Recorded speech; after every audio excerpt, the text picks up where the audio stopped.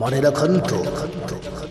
ରଖନ୍ତୁ ଓଡ଼ିଶା ଯାତ୍ରା ଜଗତର ଯାତ୍ରା ପ୍ରେମୀ ଦର୍ଶକ ଦର୍ଶିକା ଆପଣମାନଙ୍କର ପ୍ରିୟ ଅଭିନେତ୍ରୀ ଓଡ଼ିଶା ଯାତ୍ରା ଜଗତରେ ଚହଳ ସୃଷ୍ଟି କରିଥିବା ଯାତ୍ରା ଜଗତର ବିବାଦିଆ ଅଭିନେତ୍ରୀ ରାନୀ ପଣ୍ଡା ଓଡ଼ିଶା ଯାତ୍ରା ଜଗତର ବିବାଦିଆ ଅଭିନେତ୍ରୀ ରାନୀ ପଣ୍ଡା ଆପଣମାନେ ତାଙ୍କୁ ଦେଖିବାକୁ ପାଇବେ ପୁଣି ଥରେ ଦୀର୍ଘ 3 ବର୍ଷ ପରେ ପୁଣି ଥରେ ଆପଣମାନେ ତାଙ୍କୁ ଦେଖିବାକୁ ପାଇବେ ଓଡ଼ିଶା ଯାତ୍ରା ମହାସମର ଯାତ୍ରା ମହାଯୁଦ୍ଧ ଖଣ୍ଡଗିରି ମେଳାରେ।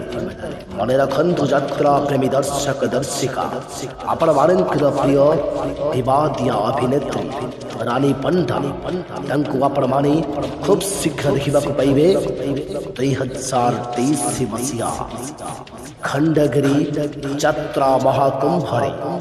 ହଁ ଦର୍ଶକ ବନ୍ଧୁ, ଯାତ୍ରା ଜଗତର ଅଗ୍ରଣୀ ଯାତ୍ରାନୁଷ୍ଠାନ ଶ୍ରୀଯୁକ୍ତ ମୁକ୍ତିକାନ୍ତ ସାମଲ ପେଣ୍ଟୁ ବାବୁଙ୍କ ପ୍ରଯୋଜିତ ପଞ୍ଚୁ ବାବୁଙ୍କ ପରିଚାଳିତ ଯାତ୍ରା ଜୁଏଲ ଯାତ୍ରା ସ୍ୱର୍ଣ୍ଣ ମନ୍ଦିର ଯାତ୍ରା ସ୍ୱର୍ଣ୍ଣ ମନ୍ଦିର। ହଁ ଦର୍ଶକ ବନ୍ଧୁ, ଯାତ୍ରା ସ୍ୱର୍ଣ୍ଣ ମନ୍ଦିର ମଞ୍ଚରେ ଖଣ୍ଡଗିରି କୁମ୍ଭ ମେଳାରେ ଖଣ୍ଡଗିରି ଯାତ୍ରା ମହାସମରରେ ଆପଣମାନେ ଦେଖିବାକୁ ପାଇବେ ଆପଣମାନଙ୍କର ପ୍ରିୟ ବିବାଦିଆ ଅଭିନେତ୍ରୀ ରାନୀ ପଣ୍ଡାଙ୍କୁ ଯାତ୍ରା ସ୍ୱର୍ଣ୍ଣ ମନ୍ଦିର ମଞ୍ଚରେ।